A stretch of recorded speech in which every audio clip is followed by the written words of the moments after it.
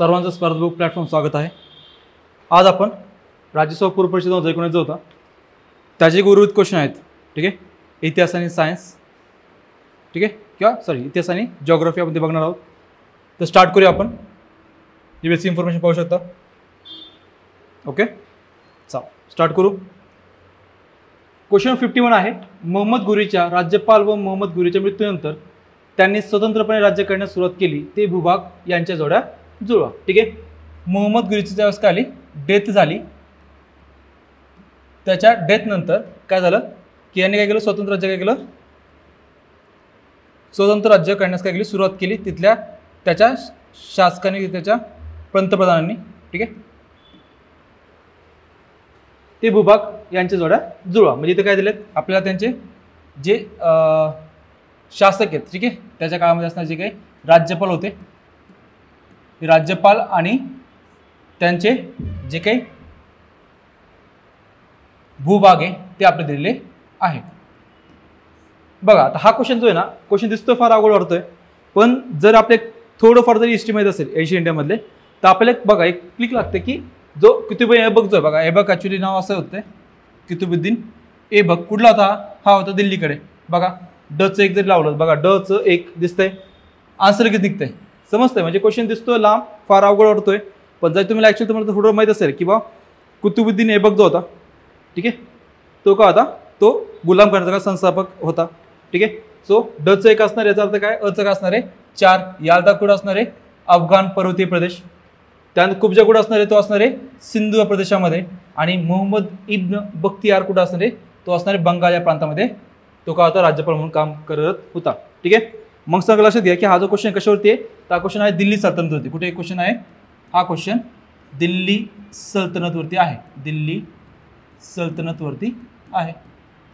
ठीक आहे, आता दिल्ली सल्तनतवरती मेन गोष्ट काय, तर ते म्हणजे काय, तर हे जे 5 घराणे आहेत, ठीक आहे, 5 घराणे, ठीक आहे, हे निर्माण होण्याआधी जे काय होतं कंडिशन, ठीक आहे, तर बघा काय होतं की पूर्वी आपल्याला माहित होतं की मोहम्मद बिन कासिम जो होता, ठीक आहे, थोडा आता एक्स्ट्रा सांगतो, मोहम्मद बिन कासिम हा काय झाला होता, पहिला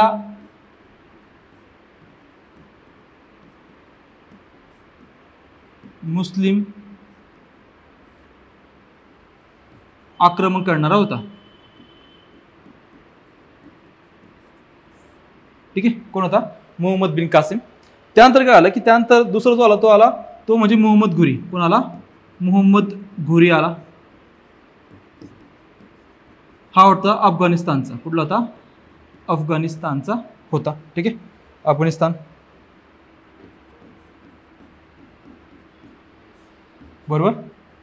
पुढे काय झालं की आता आपल्याला माहिती आहे की ज्यावेळेस मोहम्मद घुरी आला त्यावेळेस काय होते, 2 फेमस युद्ध आहेत, 2 युद्ध होते।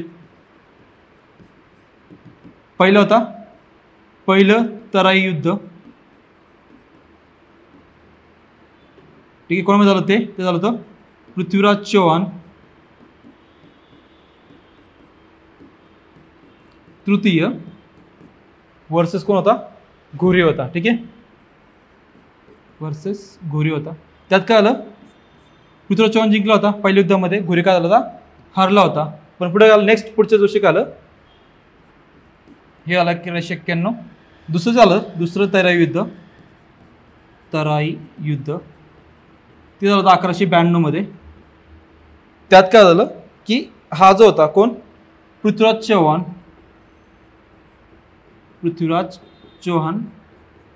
तो काय झाला, हारला, आणि घुरी काय झाला, जिंकला होता। आणि त्यामुळे काय आलं, हे जे घराणे, कोणते घराणे, गुलाम घराणे काय आलं स्थापन झालं होतं, त्याला इल्बारी घराणं पण असं म्हणतात। ठीक आहे, आपल्या सर्वांना माहिती की ते 5 ज्या सय्यद होत्या दिल्ली सल्तनत, कोणत्या 5 होत्या, पहिले तर गुलाम,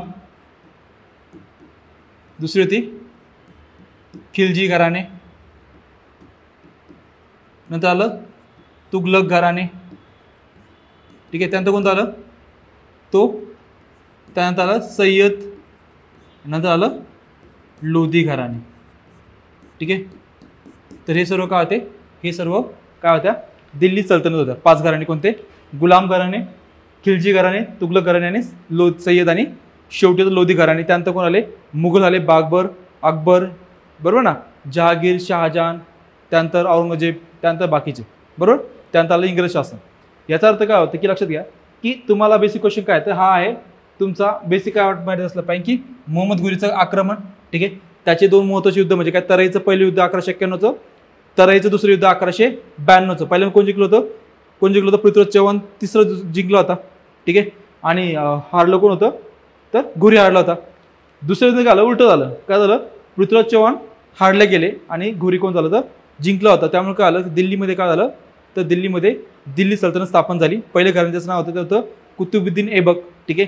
त्यानं काय केलं होतं, गुलाम घराण्याची स्थापना केली होती, ठीक आहे. आणि तो स्वतः काय गुलाम होता म्हणून त्याला काय आपण गुलाम वंश असं म्हणतो. याचा अर्थ ऑप्शन नंबर 1 याचं काय असणार करेक्ट आन्सर असणार आहे. क्लिअर सर्वांना. चला पुढचा क्वेश्चन बघूया. मौर्यपूर्व काळात भारत टिंबटी म्हणून ओळखला जाईल. पहिला आहे the queen of eastern sea, the queen of western sea, the queen of southern sea and the queen of Erythraean sea, ठीक आहे. बघा आता हा क्वेश्चन कशावरती आहे, हा आहे मौर्यपूर्व काळ म्हणजे काय रे की महाजनपद जे होते, महाजनपदे, ठीक आहे, चा काळ जो होता, ठीक आहे, हा काळ होता महाजनपदे काळ. म्हणजे थोडक्यात काय तर जनपदेच काय आलं महाजनपद. तर हा जो काळ होता त्याला म्हणतो आपण मौर्यपूर्व काळ असं म्हणतो. आता या काळामध्ये एक महत्त्वाचं वैशिष्ट्य काय माहिती का की लोखंडी हत्यारे यांचा जास्त वापर किंवा यांचा वापर झाला त्या प्रकारे वाढला होता, ठीक आहे. हे काय होतं मौर्यपूर्व काळाचं काय होतं एक महत्त्वाचं वैशिष्ट्य होतं, ठीक आहे. आता लक्षात घ्या की यामध्येच आपल्याला the queen of eastern sea, the queen of western sea. आता बघा आपलं म्हणतो बघा की आपल्याकडे जे म्हणजे भारत काय आहे तर भारत कुठे रे, भारत आहे नॉर्थ ईस्ट कॉन्टिनेंटमध्ये. कुठे आहे, नॉर्थ ईस्ट पार्टमध्ये आहे. कोण, आपला भारत देश, बरोबर ना, ऑफ ग्लोब. आपण कुठे, आपण पौर्वात्य राज्य आहोत, पौर्वात्य देश आहोत, बरोबर ना. याचा अर्थ काय होतं की आपल्याकडे बघा आता ते जे दिलेत, ठीक आहे, त्यात काय the queen of eastern sea, the queen of western sea. आता वेस्टर्न सी असणार आहे का, पाश्चिमात्य, वेस्टर्न म्हणजे काय पश्चिम. आपण पश्चिम साईडला होतो का, नाही, इकॉलॉजी लागतं, त्यामुळे हे तर शक्य नाही. पुढे होतं the queen of southern sea, ठीक आहे, the queen of southern sea, ठीक आहे. असं काय आहे का, नाही, हे पण नव्हतं. आता बघा the queen of Erythraean sea, actually मध्ये लक्षात, इरिथ्री म्हणजे काय तर रेड, लक्षात ठेवा. इरिथ्री म्हणजे काय रेड असतं. इरिथ्रो हा शब्द आहे ग्रीक, याचा अर्थ होतो रेड शब्द, याचा अर्थ काय होतो रेड कलर शब्द होतो. तर बघा हे जे होतं ना, हा होता रेड सीचा पार्ट. म्हणजे आपण त्याला म्हणू शकतो की हा पार्ट कोणता असणार आहे, तो सध्याचा कोणता असणार आहे, पर्शियन गल्फ. पर्शियन गल्फ हा जो पार्ट आहे हा होता कोणता, the queen of Erythraean sea, ठीक आहे, त्याचा उल्लेख असणार आहे. तर लक्षात घ्या the queen of eastern sea काय असणार आपला करेक्ट आन्सर असणार आहे, ठीक आहे. Option number 1 is the correct answer, ठीक आहे. पुढे बघा नेक्स्ट. पुढील राजघराणी त्यांचे राजे यांच्या जोड्याजोडा. पहिला राष्ट्रकूट, चोळ, पाल आणि परमार. स्तंभ 2 मध्ये आहे गोपाल, उपेंद्र, दंतीदुर्ग आणि विजयालय, ठीक आहे. आता लक्षात घ्या की इथे ना समजा फॉर एक्झाम्पल एखादा नवीन विद्यार्थी आहे ज्याने पहिला पाठ केलं नाही की त्याला माहित नाही, तर एक सांगतो बघा काय लिहू शकतो. बघा इथं दिसतंय गोपाल पाल, ठीक आहे, गोपाल पाल. समजतंय म्हणजे काय की एक तर तुमचं बेसिक थोडं बरं असलं पाहिजे, म्हणजे तुम्ही एकदम अभ्यास केला असला पाहिजे किंवा थोडं लॉजिक लागलं पाहिजे. पाल जे साम्राज्य होतं त्याचा जो प्रमुख होता तो कोण होता, गोपाल. संस्थापक कोण होता, तो गोपाल होता. तर क चं 1, ठीक आहे, बघा दिसलं की ऑप्शन मध्ये लगेच आन्सर येतं आपलं, बरोबर. पुढे बघा अ चं 3 म्हणजे काय, राष्ट्रकूट जे होतं त्यांचे पहिला संस्थापक कोण होता, त्याचं नाव होतं दंतीदुर्ग. काय नाव होतं, दंतीदुर्ग होतं. त्यानंतर बघा चोळ हे जे साम्राज्य होतं याचा प्रमुख होता तो होता कोण, त्याचं नाव होतं विजयालय. काय नाव होतं, विजयालय होता. आणि परमार जो होता त्याचा संस्थापक कोण होता, उपेंद्र होता, ठीक आहे. अ चं 3, ब चं 1, क चं 4 आणि ड चं 2. ऑप्शन बरोबर याचा जास्त करेक्ट आन्सर असणार आहे, ठीक आहे. तर बघा आता काय आपल्याला काय करायचं आहे, आपले जे प्रत्येक जे घराणे आहेत त्याविषयी काय आपल्याला थोडीशी माहिती घ्यायची आहे, ठीक आहे.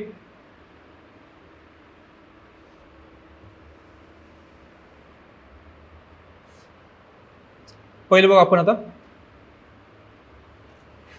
राष्ट्रकूट घराणे, ठीक आहे. फक्त इम्पॉर्टन्स सांगतो काय काय माहिती असलं पाहिजे. राष्ट्रकूट घराणे जे होतं ना, ठीक आहे, याचा प्रमुख जो होता त्याचं नाव काय होतं, ते होते गोपाल. काय नाव प्रमुख होते, संस्थापक कोण होता आपलं राष्ट्रकूटचं कोण होता, दंतीदुर्ग. कोण प्रमुख होतं, दंतीदुर्ग का होता, संस्थापक होता, बरोबर, संस्थापक होते. त्यानंतर महत्त्वाची गोष्ट काय, याची राजधानी कोणती होती, मान्यखेट. मान्यखेट ही काय होती, राजधानी होती, बरोबर. त्यानंतर ह्याच्यामध्ये काय तर याचं जे नाव होतं, ठीक आहे, हा हे काय होते पूर्वी काय होते तर चालुक्यांचे सामंत होते. काय होते, चालुक्याचे सामंत होते, ठीक आहे, चालुक्याचे काय होते, सामंत होते. नंतर काय केलं, स्वतःचं राज्य स्थापन केलं. आता बघा लक्षात घ्या, या राष्ट्रकुटामध्ये एक फेमस गोष्टी म्हणजे काय तर कृष्ण पहिला जो होतो, ठीक आहे, कृष्ण पहिला याने काय केलं होतं, वेरूळ येथील, ठीक आहे, वेरूळ येथे काय केलं होतं, वेरूळ येथील शिव मंदिर बांधलं होतं. काय म्हणलं होतं, शिव मंदिर बांधलं होतं. महत्त्वाची गोष्ट म्हणजे काय, हे मंदिर कसं आहे तर कसं आहे, हे टॉप टू बॉटम बांधलंय. कसं बांधलंय, टॉप टू बॉटम, म्हणजे काय केलं, रॉक काय केलाय वरतून खाली पण काय कापत आणलेला आहे. कुणी बांधलं होतं, कृष्ण पहिला यांनी बांधलं कुठं, वेरूळ येथे शिव मंदिर, ठीक आहे. त्यानंतर अजून मध्ये सांगतो बघा की या काळामध्ये अजून गोष्ट झाली ती म्हणजे काय तर एक राजा होता, त्याचं नाव होतं अमोघ वर्ष. अमोघ वर्ष हे काय होते, एक राष्ट्रकूट राजा होता. याने केलं होतं कविराज मार्ग, कविराज मार्ग हे काव्य काय होतं, लिहिलं होतं, काव्य लिहिले होते, ठीक आहे. अजून काय महत्त्वाची गोष्ट, ठीक आहे. आता अजून काय याच्यामध्ये तर आता जी हे सांगितलंय ना राष्ट्रकूट घराण्याविषयी, त्याची माहिती आपल्याला कुठे भेटते तर एक अल मसुदी म्हणून, एक अल मसुदी नावाचा काय होता, एक प्रवासी होता, त्याच्या पुस्तकात आपल्या याच्याविषयी काय ती माहिती भेटते. तो होता राष्ट्रकूट घराणे, ठीक आहे. क्लिअर सर्वांना, ओके, बघून घ्या व्यवस्थित, ठीक आहे. दंतदुर्ग, मान्यखेट राजधानी, चालुक्याचे सामंत होते. कृष्ण पहिला काय होता, त्याने काय केलं होतं, शिव मंदिर बांधलं होतं, बरोबर. वेरूळची लेणी जे आहेत, ठीक आहे, वेरूळ लेणी इथं जे आहेत, ठीक आहे, इथं काय केलं, शिव मंदिर बांधलेलं आहे. त्यानंतर अमोघ वर्ष होतं, त्याने केलं होतं कविराज मार्ग काय होतं, काव्य लिहिलं होतं, ठीक आहे. आता पुढे बघू, नेक्स्ट जे आहे तो आहे कोणता, चोळ साम्राज्य. बघा चोळ जे होते, ठीक आहे, चोळ, ठीक आहे. यांना बघा चोळांचे दोन प्रकार होते. म्हणजे पहिलं होतं अर्लियर चोळ, म्हणजे कधी संगम काळामध्ये, बघा पहिले होते अर्लियर चोला, म्हणजे काय, हे होते संगम काळातले. कोणते होते, संगम काळ, म्हणजे आपण म्हणतो संगम परिषद भरतं बघा, ठीक आहे. आणि दुसरे होते लॅटर चोला, लॅटर म्हणजे नंतरच्या काळामध्ये, ठीक आहे. आता बघा यामध्ये महत्त्व सांगतो बघा, यात काय काय महत्त्वाचं आहे. पहिलं म्हणजे काय तर चोळ साम्राज्य होते, ठीक आहे. या संस्थापक होता कोण, विजयालय. संस्थापक कोण होता, विजयालय होता. हा कोण होता, संस्थापक होता, बरोबर. पुढे जे होतं महत्त्वाची गोष्ट म्हणजे काय तर याने केलं होतं, या विजयाने केलं होतं तंजावर शहर काय स्थापन केलं होतं. तंजावर शहर काय केलं, स्थापन केलं. विचारला क्वेश्चन समजा फॉर एक्झाम्पल, तर तंजावर शहरची स्थापना कोणी केली होती तर विजयालय यांनी केली होती. त्यानंतर पुढे होतं बघा, त्यानंतर जे महत्त्वाचे राजे होऊन गेले ती म्हणजे काय, राजराजा पहिला. राजराजा पहिला याने केलं होतं, याने बृहदेश्वर नावाचं टेम्पल बद्दल काय होतं, बृहदेश्वर मंदिर काय केलं होतं, बांधलं होतं, ठीक आहे. त्यानंतर मेन गोष्ट काय, यांनी श्रीलंका विजय केला होता. श्रीलंका विजय केला होता, ठीक आहे. अजून दुसरं बघा, याचा जो मुलगा होता त्याचं नाव होतं राजेंद्र पहिला. त्याचं नाव काय होतं, राजेंद्र पहिला नाव होतं. याने केलं होतं एक नवीन शहर बसवलं, त्याचं नाव होतं गंगाई कोंडा चोलापुरम. गंगाई कोंडा चोलापुरम. का बरं, त्याने केलं होतं आपलं जे नॉर्थ इंडिया आहे त्याला काय होतं, त्याला कॉन्क्युअर केलं होतं, म्हणून त्याचं नाव पडलं गंगा कोडाई चोलापुरम. काय केलं होतं, शहर बसवलं होतं कोणी, राजेंद्र पहिला यांनी, ठीक आहे. तर अजून काय होतं, त्याने कोरोमंडल किनारा म्हणजे तामिळनाडूचा पाठ आणि मलबार किनारा म्हणजे कोणता, केरळचा पाठ काय केला होता, जिंकला होता, ठीक आहे. तर हे होतं आपलं कोणतं आहे, चोळ साम्राज्याविषयी माहिती होती. पुढे बघा नेक्स्ट, पुढचं साम्राज्य होतं ते होतं पाल, ठीक आहे. आता बघा हे जे पाल घराणे आहेत, ठीक आहे, याचा संस्थापक जो होता त्यांचं नाव होतं गोपाल. काय नाव होतं, गोपाल. हे काय होते, संस्थापक होते. आता हे राज्य कुठं होतं लक्षात घ्या, ह्या होतं आताच्या सध्या ईस्टर्न इंडियामध्ये. कोणत्या भागात होतं? पूर्व भारतामध्ये काय होतं हे राज्य होतं. ठीक आहे, म्हणजे थोडक्यात आताचा बंगाल किंवा ओडिसाचा पार्ट ते काय होतं? पाल साम्राज्य होतं. आता या पाल साम्राज्यामध्ये काय ते महत्त्वाची गोष्ट म्हणजे काय होतं, हे काय करायचे, महायान हे जे धर्म होता, बुद्ध धर्म, महायान बुद्ध धर्म काय करायचे, पालन करायचे. ठीक आहे, आणि याच काळामध्ये काय आलं की याने काय केलं होतं, हा धर्मपाल होता, धर्मपाल याने काय केलं होतं, याने विक्रमशिला विद्यापीठ स्थापन केलं होतं. काय केलं होतं? विक्रमशिला विद्यापीठ काय केलं होतं? स्थापन केलं होतं. कुठं होतं? आजचं बिहार राज्यामध्ये आहे. ठीक आहे, विक्रमशिला विद्यापीठ. आणि त्यासोबत काय केलं, अजून काय होतं, हा, आणि काय केलं होतं याने आसामवर ताबा घेतला होता. काय केलं होतं? आसामवर ताबा मिळवला होता.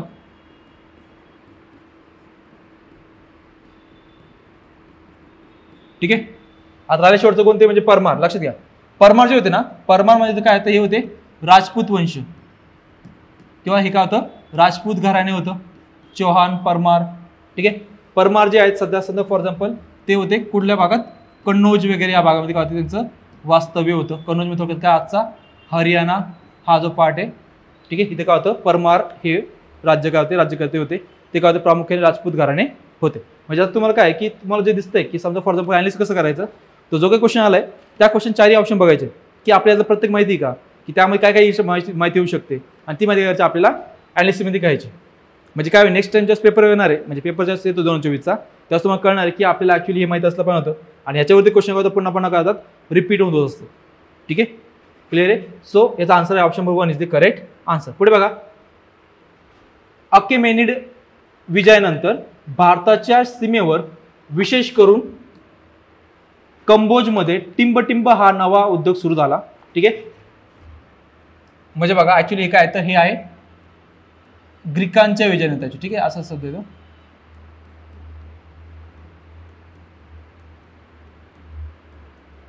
आता बघा हा जो क्वेश्चन हा सरळ फॅक्ट आहे. ठीक आहे, आणि याला लॉजिक पण सांगतो बघा, काय लॉजिक असू शकतं बघा. आता लक्षात घ्या की कंबोज जे आहे ना, हे आहे कुठं, अफगाणिस्तानमध्ये. कुठे आहेत? अफगाणिस्तान या एरियामध्ये आहे, म्हणजे आपण म्हणू शकतो वायव्य प्रांतामध्ये. कुठे आहे? वायव्य प्रांतामध्ये आहे, बरोबर. ठीक आहे, आता लक्षात घ्या की हा जो प्रांत आहे, या प्रांताला समुद्रकिनारा आहे का रे? नाही, या प्रांताला कोणताही समुद्रकिनारा लागलेला नाही. आता जर समुद्रकिनारा नाही, जहाजबांधणी होणार तिथं शक्यच नाही ना. याचा तो ऑप्शन 1 तर 100% कटला. पुढे बघा, भांडी बनवणे. ठीक आहे, एखाद्या भागाची भांडी बनवणे ही काय वैशिष्ट्य शक्यतो फार कमी असतात, रेअर ऑफ द रेअर असतात. ठीक आहे, हा एक कटला.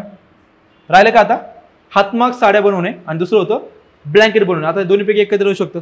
ठीक आहे, एक तर बनारस किंवा भागलपूर, आपण म्हणतो ना भागलपूर बनारस काय साठी फेमस आहे, तर हातमागावर साड्या बनवण्यासाठी काय फेमस आहे. पण लक्षात घ्या की हा जो भाग आहे, या भागामध्ये महत्त्वाचा उद्योग जो असतो तो असतो पशुपालन. काय उद्योग असतो? पशुपालन. काय पशुपालनामध्ये त्यात काय काय तर हे जास्त आपल्या काय आपण मेंढ्या किंवा शेळ्या याला काय करतात आपण, त्या काय करतात, शेळ्या म्हणजे बकऱ्या, यांचं पालन काय होतं मोठ्या प्रमाणात, त्याला आपण मवेशी असं म्हणतो. जे मवेशी असा शब्द येतात. ठीक आहे, तर या भागामध्ये काय होतात, यामध्ये काय तर बकरी पालन किंवा पशु चराई काय होते, पशु ऍक्च्युअली चराई म्हटलं काय हरकत नाही, मोठ्या प्रमाणात होते. ठीक आहे, मेंढ्या शेळ्या आणि बकऱ्यांचं काय होते तिथं काय सगळ्यात मोठा जो उद्योग काय तर ह्या प्रकारचा आहे. तर अशा भागामध्ये काय होतं की या अशा भागामध्ये ज्या काही लोकर असतं त्या भागामध्ये भेटणारे जे लोकर आहे त्या पण करतात ते खूप चांगल्या प्रकारे ब्लँकेट बनवल्या जात होती. ठीक आहे, म्हणजे आन्सर जे येतं ते येतं ब्लँकेट बनवणे असणार. क्लिअर आन्सर असणार आहे ऑप्शन नंबर 2. शक्यतो ऑन फील्ड किंवा ऑन पेपर आन्सर देणं थोडं अवघड असतं. ठीक आहे, पण थोडं फार कमी ना काहीतरी लॉजिक लावता आलं पाहिजे. ठीक आहे, ॲटलिस्ट बघ मला तर येतं माहिती आहे की बा जहाज बांधणं शक्यच नाही. का बरं, तिथं काही समुद्रकिनारच नाही अफगाणिस्तान किंवा त्या वायव्य प्रांतामध्ये आपल्या, बरोबर ना. त्यामुळे काय होतं आपला ऑप्शन तर कट होता. राहिले 3 ऑप्शन, त्यातले भांडी बनवणे कटला, आणि शेवटी काय झालं पशुपालन मध्ये काय होतं की समजा पशु चराई जी असते त्यामध्ये काय होतं लोकर तयार होतं, आणि त्या लोकर फायदा कसं होतं तर ब्लँकेट बनवणे काय होतं एक मोठा उद्योग सुरू झाला होता. सो ब्लँकेट बनवणे एका असणारे option number 2 is the correct answer. पुढे बघा नेक्स्ट, योग्य जोड जुळवा. कामरूपचा राजा. कामरूप म्हणजे काय तर आताचं काय असतं आसाम, लक्षात ठेवा. ते काय आसाम आहे, बरोबर. सिंधचा राज्यकर्ता, काश्मीरचा राजा आणि वल्लभीचा राजा, वल्लभीचा म्हणजे वल्लभीचा राजा येतो. तर पहिले बघा, याला प्रभाकर वर्धनने अधिकच कमकुवत केले होते. हर्षाच्या इच्छेविरुद्ध एका चीनी यात्रेकरूला आपल्या राजधानीत अडकवून ठेवू शकला नाही. याला हर्षाचा दाताचा अवशेष देण्यास भाग पाडले. कनौजच्या सम्राटाच्या सैन्यासमोर एकदा पळून गेला, परंतु नंतर त्याच्या मुलीशी विवाह केला. हा क्वेश्चन डिफिकल्ट लेवलमध्ये होतो, ठीक आहे. याचा आन्सर कुणाला येत नसतं त्यावेळेस, ठीक आहे. या क्वेश्चनचा आन्सर त्या ऑन द पेपर येणं फार अवघड आहे, म्हणजे फार म्हणजे त्याचं फार हिस्ट्री फार चांगलं असतं पाहिजे इंडिया, ठीक आहे. तर त्याचा आन्सर आला तर आलं, त्याशिवाय येऊ शकत नाही. तर बघा आता कामरूपचा राजा जो आहे, ठीक आहे, तर याचं जे आहे ते आहे काय, तर हर्षाच्या इच्छेविरुद्ध एका चीनी यात्रेकरूला आपल्या राजधानीत अडवून ठेवू शकला नाही. अचं 2. त्यानंतर सिंध राज्यकर्ता त्याला गेलं होतं, याला प्रभाकर वर्धन गेलं होतं, अधिकच कमकुवत केलं होतं. त्यानंतर काश्मीरचा राजाला गेलं होतं, याला हर्षाला दाताचा अवशेष द्यायला काय केलं होतं, भाग पाडलं होतं. त्यानंतर वल्लभीचा राजा गेलं होतं, कनौजच्या सम्राटाच्या सैन्यासमोर गेला होता, एकदा पळून गेला होता, परंतु नंतर त्यांच्या काय होतं, मुलीशी विवाह केला. याचा अर्थ अचं 1, सॉरी अचं 2, बचं 1, अचं 2, बचं 1 येतं दिसतं ऑप्शन 1, 2 आणि कचं 3 आणि डचं काय 4 आहे. ऑप्शन बनवायचं काय असणार, करेक्ट आन्सर असणार आहे. म्हणजे बघा हे जे क्वेश्चन आहेत ना, हे क्वेश्चन काय तर तुम्हाला ॲक्च्युली डिफिकल्ट लेवलमध्ये असतात. त्याचं क्वेश्चन आन्सर देणं तेवढं शक्य होत नसतं. स्किप केला क्वेश्चन तरी चालतो, मी तर म्हणेल त्या क्वेश्चन स्किप करा. बघा आता आपल्या सर्व माहिती की समजा कोण याच्यामध्ये हर्ष माहिती सर्वांना, हर्षाचं काय होतं, याचं घराणं कोणतं होतं, वर्धन घराणे. कोणतं होतं, वर्धन घराणे होतं, बरोबर ना. अजून याची गोष्ट काय होती, महत्त्वाची गोष्ट म्हणजे काय, ह्याच्या काळामध्ये कोणतं ट्रॅव्हलर त्याचं नव्हतं, ह्योत्संग. काय नाव होतं त्याचं, ह्योत्संग नावाचं ट्रॅव्हलर होता. बघा हा एच आणि एच लक्षात ठेवा, एच फॉर ह्योत्संग आणि एच फॉर हर्षा, बरोबर ना. त्याला काय आपण वर्धन घराणे असं म्हणतो, ठीक आहे. हे लक्षात ठेवा. अजून काय होऊ शकतो याच्यामध्ये, कामरूप म्हणजे काय असतं, आसाम असतं, ठीक आहे. ओके, पुढे बघू. पुढीलपैकी कोणत्या व्यक्तीचा कोल्हापूर संस्थानाशी संबंध नव्हता. ऑप्शन 1 आहे काशीनाथराव वैद्य, दिनकरराव जवळकर, माधवराव बागल आणि दादासाहेब सुर्वे. तर लक्षात घ्या, हे तिन्ही जे व्यक्ती होते काय होते, कोल्हापूरमधील होते, कोल्हापूरचे होते, ठीक आहे. जन्म पण आता कोल्हापूरच्या संस्थानामध्ये झालेला होता. बघा आता पहिलं, आणि हे जे काशीनाथराव वैद्य हे काय आपला आन्सर आहे, कारण हे काय होते, हे होते आपल्या हैदराबाद मुक्ती संग्रामामध्ये यांचं काय होतं, कॉन्ट्रिब्युशन होतं. हैदराबाद मुक्ती संग्रामामध्ये काय होतं, महत्त्वाचा सहभाग होता, ठीक आहे. आणि अजून सांगायचं डिटेलमध्ये, तर बघा हे जे होतं ना, याने गेलं होतं आपलं महाराष्ट्र परिषद जे होती, महाराष्ट्र परिषद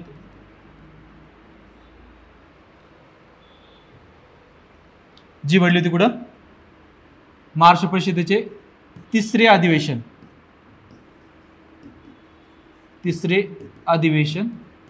जे झालं कुठं होतं, ते झालं होतं उमरी या ठिकाणी. त्याचे काय होते, ते अध्यक्ष होते, ते काय होते, अध्यक्ष होते. कासाठी होती ही परिषद, तर हैदराबाद संस्थान काय करायचं होतं, हैदराबाद संस्थान काय करायचं, मुक्त करायचं होतं, कशापासून, निजामापासून, ठीक आहे. सो हे काशीनाथराव वैद्य काय त्याचे अध्यक्ष होते. आता बाकीचे बघा, दिनकरराव जवळकर फेमस का आहेत. पहिली गोष्ट म्हणजे काय, कैवारी,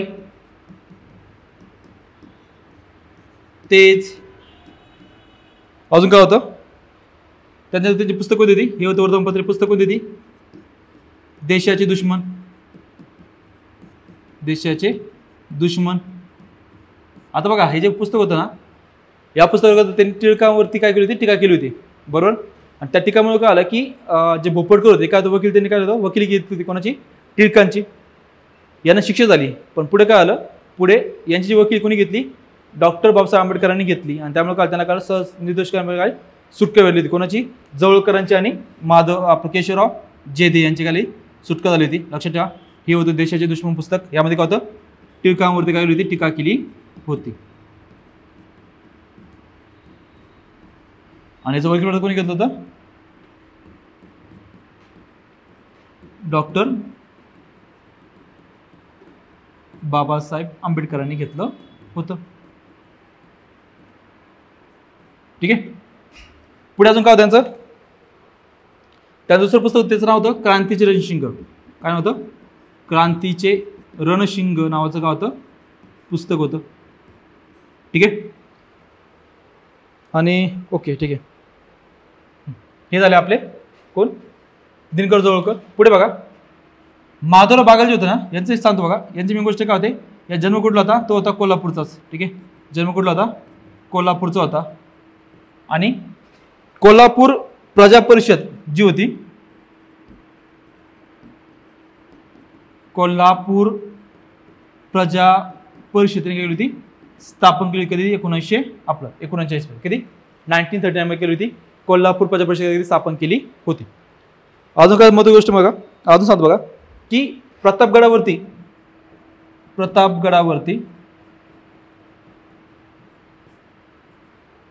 पंडित नेहरू विरुद्ध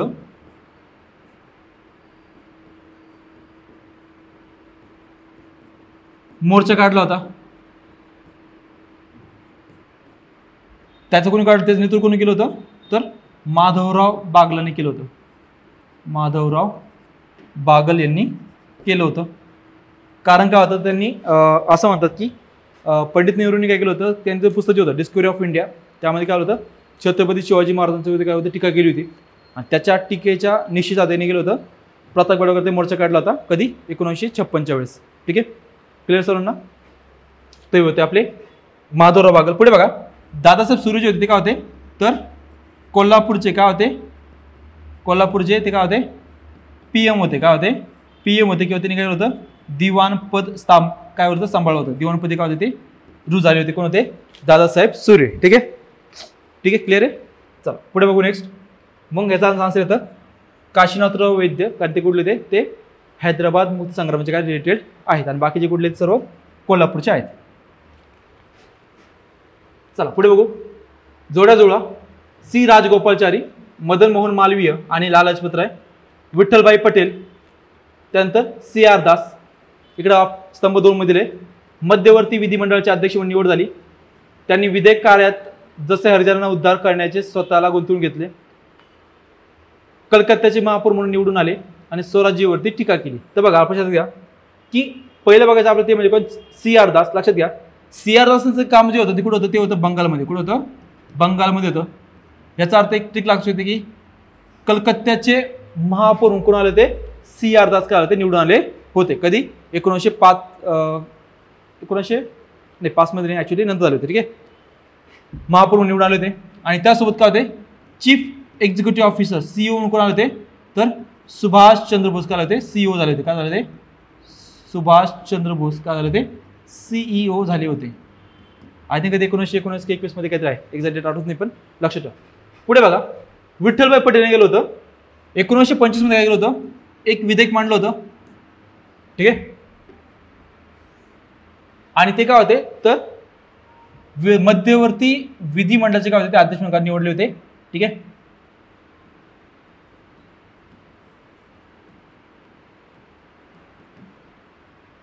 बरोबर. नंतर होतं मदन मोहन मालवीय आणि लाला लजपतराय. ठीक आहे. याने गेलं होतं स्वराज्यावरती काय केली होती? टीका केली होती. आपल्यामध्ये स्वराज्य पक्ष स्थापन कधीची आहे? स्वराज्य पक्ष स्थापन कधीची आहे?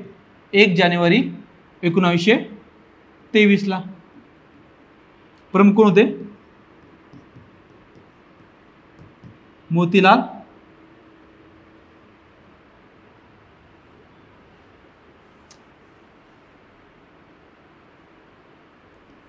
स्वराज्य पक्ष.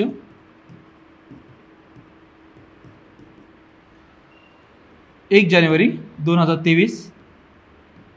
बरोबर. मोतीलाल नेहरू,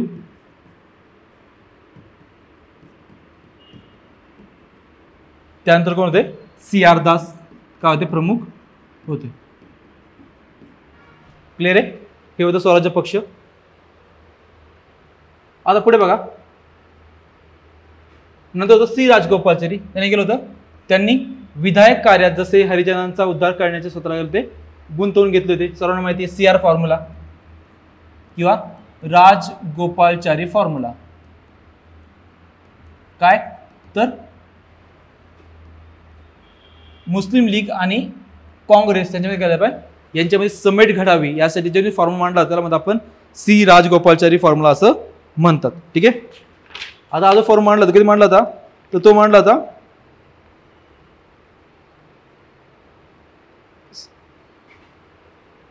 आय थिंक तो मांडला होता 1944च्या आसपास. ठीक आहे. 1944 का तो मांडला होता. त्याचं नाव होतं सी राजगोपालाचारी फॉर्म्युला 1944चा. ठीक आहे. अजून काय शोधत होतो आपण? हां, मदन मोहन मालवीयाविषयी माहिती आहे. त्यांचं वर्तमानपत्राचं नाव होतं लीडर. काय नाव होतं? लीडर होतं. दुसरं होतं अभ्युदय. काय नाव होतं? अभ्युदय नावाचं काय होतं, त्यांनी न्यूजपेपरला स्टार्ट केला होता. बरोबर. अजून काय होतं ते? 1909च्या अधिवेशनाचे काय होते? अध्यक्ष होते. ठीक आहे. अजून काय होतं? 24 सप्टेंबर 1932ला जो काही पुणे करार झाला होता त्या करार त्यांनी केली होती, साईन केली होती. कोणाच्या वतीने?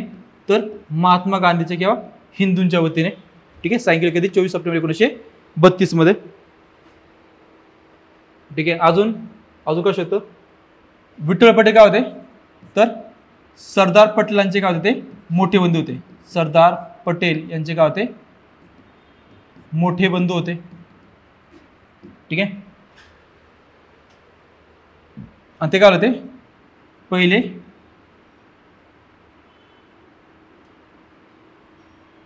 विधिमंडळ अध्यक्ष झाले होते. काय झालं ते? विधिमंडळ अध्यक्ष झाले होते. कधी? 1925च्या आसपास. ठीक आहे. सो क्लिअर आहे. सो आन्सर येतं आपलं काय? आता बघा, अचं 2 बचं 4, अचं 2 बचं 4 ऑप्शन बघून याचं काय असणार? करेक्ट आन्सर असणार आहे.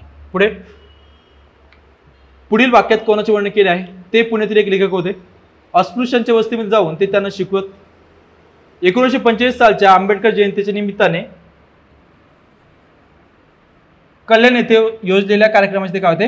अध्यक्ष होते. ते पुण्यातील हिंदुत्ववादी होते.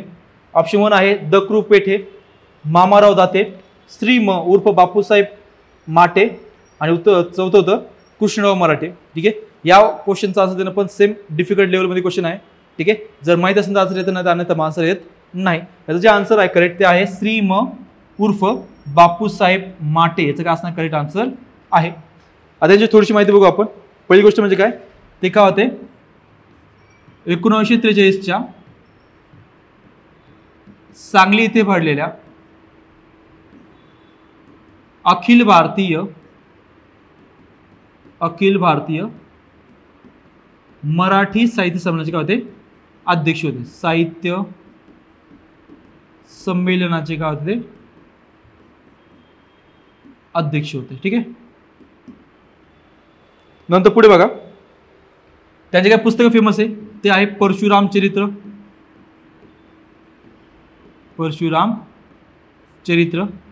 दुसरं पुस्तक होते म्हणजे काय? संत पंत आणि तंत. संत पंत आणि तंत नावाचं त्यांनी केलं होतं पुस्तक लिहिलं होतं. ठीक आहे. हे होते श्री एम म्हणजे श्री म उर्फ बापूसाहेब माटे. याविषयी माहिती लक्षात ठेवा. ठीक आहे. Okay. So answer option number 3 is the correct answer. Next बघा, योग्य जोड जुळवा. पंडित रामकुमार विद्यारत्न, कृष्णकुमार मित्रा म्हणजे के मित्र, पंडित शिवनाथ शास्त्री आणि नंतर द्वारकानाथ गांगुली. तर पहिलं लक्षात घ्या की पंडित रामकुमार विद्यारत्न के मित्र. लक्षात घ्या आता की आता स्तंभ 2 वाचा. बंगाली या वृत्तपत्रासाठी इंग्रजीत लेख लिहिले. ब्रह्म मिशनरी होते.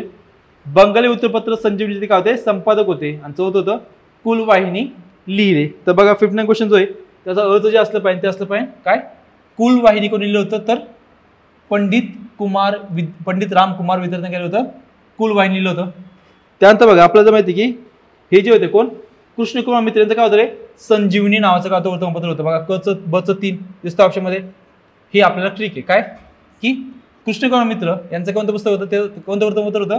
ते होतं संजीवनी.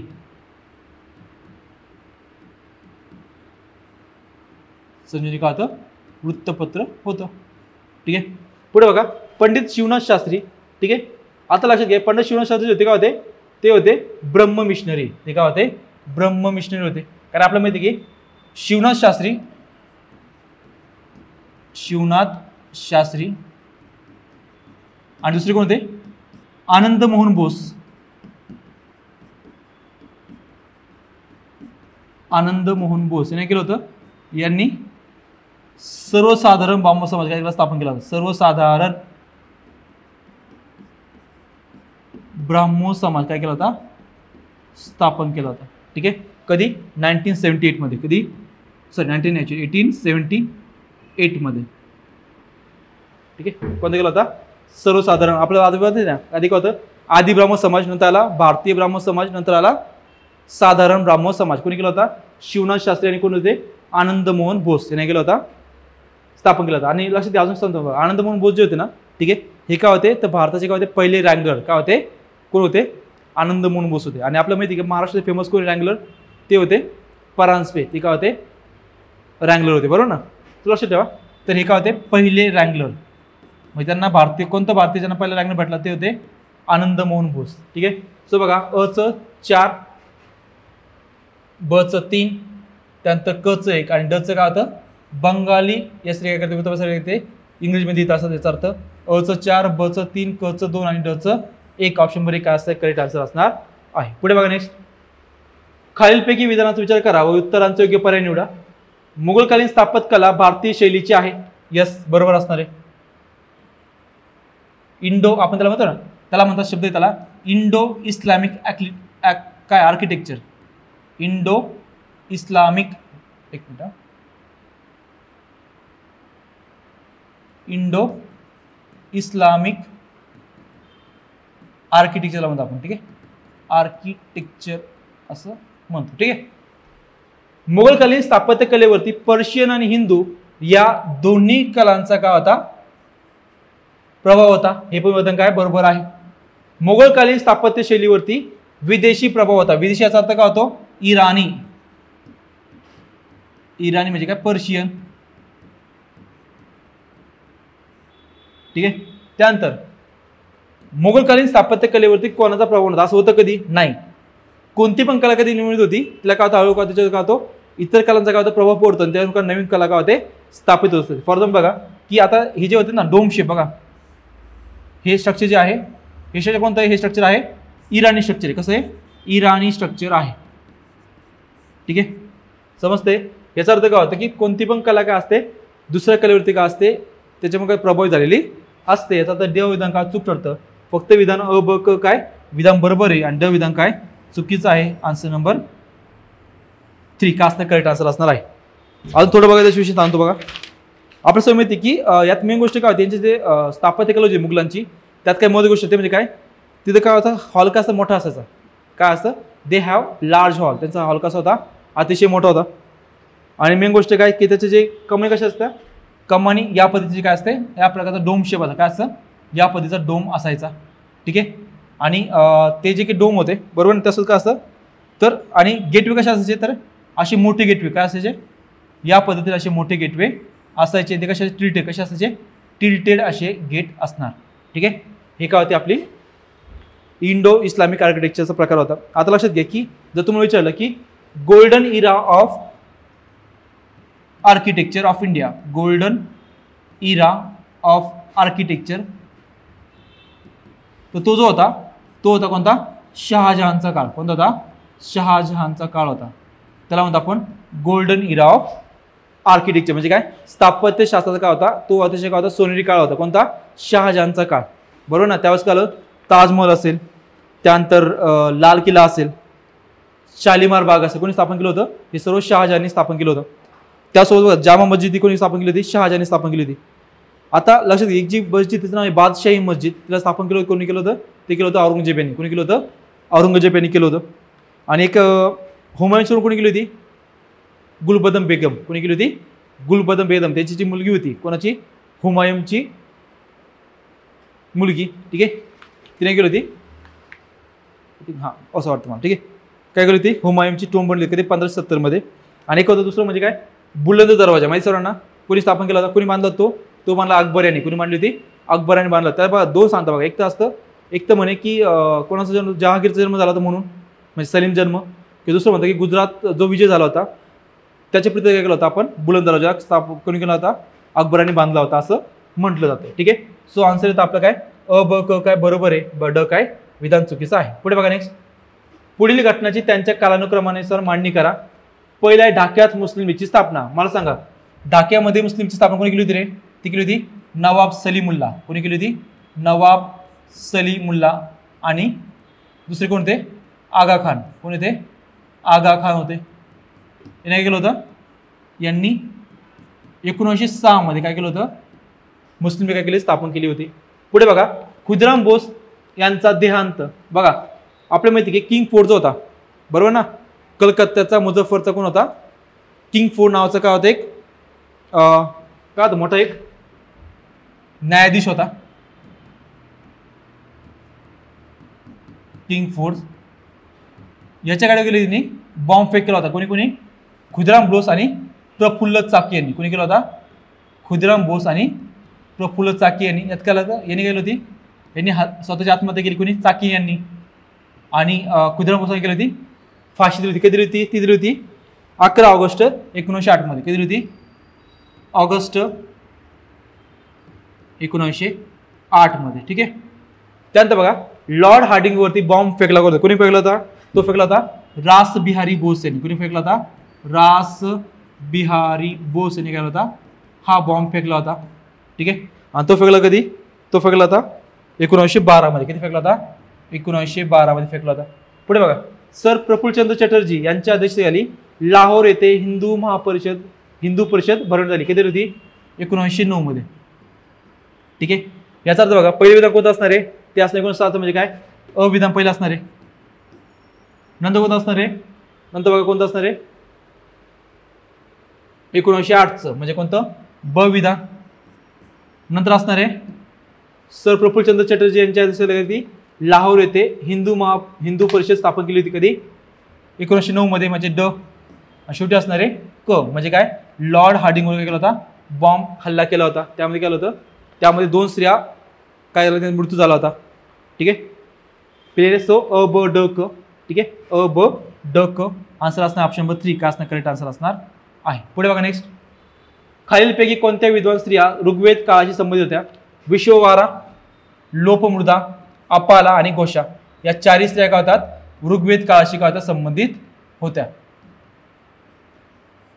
ठीक आहे. अ ब क ड वरीपैकी सर्व काय असणार करेक्ट आन्सर असणार आहे. अश्ववारा, लोपमृदा, अपाला आणि घोषा या 4 स्त्रिया काय होतात? ऋग्वेद काळाशी काय होत्या? संबंधित होत्या. अजून कोण होत्या? फॉर एक्झाम्पल गार्गी असेल. ठीक आहे. गार्गी पण या काय होत्या?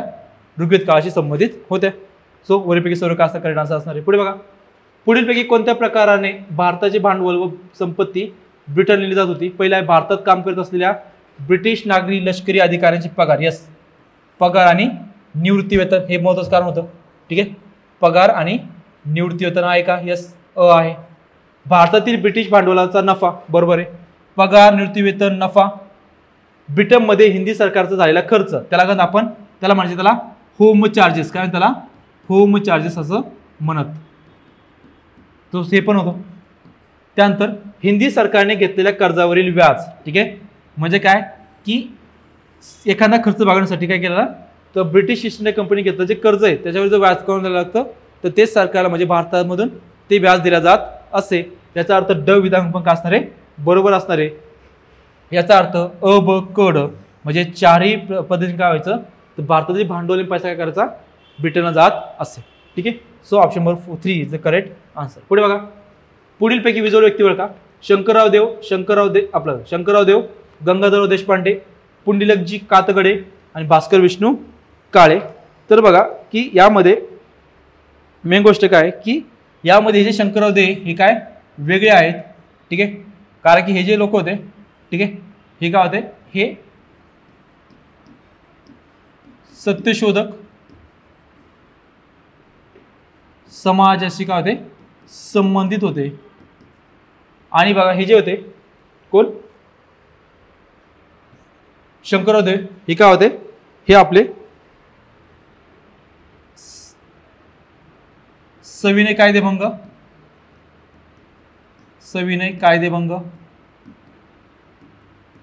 त्यानंतर संयुक्त महाराष्ट्र चळवळ याची काय संबंधित होते. अजून सांगतो बघा मी गोष्ट म्हणजे काय यांची आत्मकथा त्यांचं नाव आहे दैव देते पण कर्मनेते, असं जर काहीतरी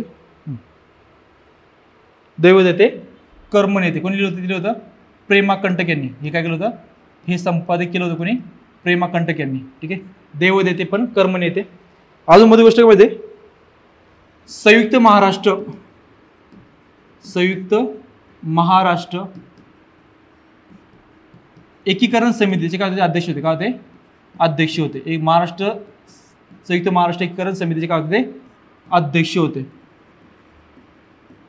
स्थापना झाली कधी? ती स्थापना झाली होती 1946 जुलै 1946 काळात स्थापना झाली होती. ठीक आहे, सो लक्षात ठेवा. पुढे, टिंबटिंबाच्या सेनापतींनी गंगेपर्यंतचा प्रदेश जिंकून घेतला तर त्याच्या आरमार प्रमुखांनी समुद्रापलीकडे परदेशावर, जसे सिलोन म्हणजे काय? श्रीलंका. सिलोन म्हणजे काय? सिलोन म्हणजे काय? श्रीलंका. निकोबार बेटे, मलया द्वीपकल्पाच्या काही भागावर गेले होते, अधिपत्य मिळवले होते. ऑप्शन 1 आहे राजेंद्र चोळा 1, राजराजा पहिला, सोमेश्वर 3 आणि विक्रमादित्य 4. त्याचा आन्सर जे असणार 65चं, त्याचा आन्सर आहे ऑप्शन नंबर 1.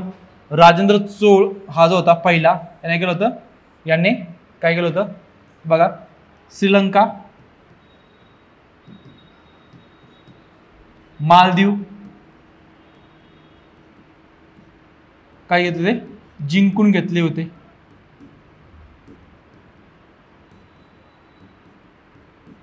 ठीक आहे, त्यानंतर अजून काय होतं त्याच्यामध्ये मस्त सांगायचं बरं? त्याने एक शहर वसवलं, त्याचं नाव होतं गंगाई कोंडा चोलापुरम. काय केलं होतं? शहर बसवलं होतं. आणि त्यामध्ये जे काही मंदिर होतं त्याचं नाव होतं चोलापुरम मंदिर, असं त्याचं नाव होतं. ठीक आहे, आणि आपल्या सर्व माहिती की राजराजा पहिला हे काय होते? हे काय होते? यांचे वडील होते. म्हणजे हे काय होता? हे वडील होते राजराजा पहिला, आणि हे कोण होता? त्यांचा मुलगा होता. ठीक आहे, आता राजराजा पहिल्याचं काय होतं? याचं होतं मध्ये गोष्ट म्हणजे काय? बृहदेश्वर टेम्पल जे आहे, बृहदेश्वर मंदिर कुठे होतं? ते कर्नाटकमध्ये, तंजावर या ठिकाणी. ते काय होतं? त्यांनी स्थापन केलं होतं, की ते निर्मिती केली होती. कोणी? राजराजा पहिला यांनी. ठीक आहे, सो आन्सर येतं आपला option 1 is the correct answer. पुढे बघा, स्तंभ 1 आणि स्तंभ 2 दिले. आता जॉग्राफी चालू झाले. तेजोमेघ परिकल्पना, उल्का उत्पत्ती परिकल्पना, ग्रहकर्ण परिकल्पना आणि भरती ओहोटी परिकल्पना. ठीक आहे, ऑप्शन दिले स्तंभ 2 मध्ये संशोधक जेम्स जीन्स, मुल्टन, लॉकियर आणि लॅपलस. आता क्वेश्चन कंटिन्यू रिपीट होतो. आपल्या सर्व माहिती की भरती ओहोटी कल्पना दिली होती जेम्स जीन दिली होती. म्हणजे डचं काय असलं पाहिजे? 1 असलं पाहिजे. ठीक आहे, पुढे तेजोमेघ परिकल्पना कोणी मांडली होती? ती मांडली होती कोणी? लॅपलास यांनी. त्याला म्हणतो आपण नेबुलार हायपोथेसिस. त्याला काय आपण नेबुलार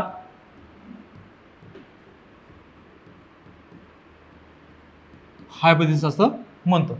पुढे होतं उल्का उत्पत्ती परिकल्पना. ती कोणी मांडली होती? ती मांडली होती लोकियर यांनी. कोणी मांडली होती?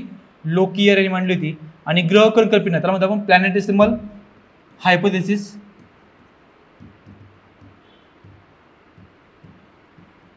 ते कोणी मांडलं होतं? ते मांडलं होतं मुल्टन याने. ठीक आहे, म्हणजे बघा अचं 4 बचं 3 कचं 2 आणि डचं 1. ऑप्शन नंबर 3 याचं काय असणार? करेक्ट आन्सर असणार आहे. ठीक आहे, आता याची कल्पना कशावर येतं बघा. लक्षात द्या की सर्व जे होतं ना, हे होतं कशासाठी? तर सूर्य उत्पत्तीपासून मांडलेलं, म्हणजे काय? तर ब्रह्मांड निर्मिती संबंधी काय होतं? ही सर्व कल्पना होत्या. म्हणजे ऍक्च्युली ब्रह्मांड कसं, म्हणजे गॅलेक्सी कशी बनली त्या संबंधी काय होत्या? सर्व परिकल्पना मांडल्या होत्या. ठीक आहे, तसं फॉर एक्झाम्पल बघा तेजोमेघ परिकल्पना कोणाची होती? लॅपलासची. त्याला नेबुलार हायपोथेसिस म्हणतो. उल्का उत्पत्ती परिकल्पना कोणाची होती? ती होती लॉकियर याची. त्यानंतर ग्रहकर्ण कल्पना कोणाची होती? मिल्टन याची. आणि भरती ओहोटी परिकल्पना कोणाची होती? जेम्स जीन्स यांची होती. ठीक आहे, अजून बघा सांगतो बघा, काही महत्त्वाचं अजून सांगतो. ते होतं बिग बँग थिअरी. माहिती आहे कोणाची होती? ती होती जॉर्ज लेमेथेरियाची. कोणाची होती? जॉर्ज लेमेथेरियाची.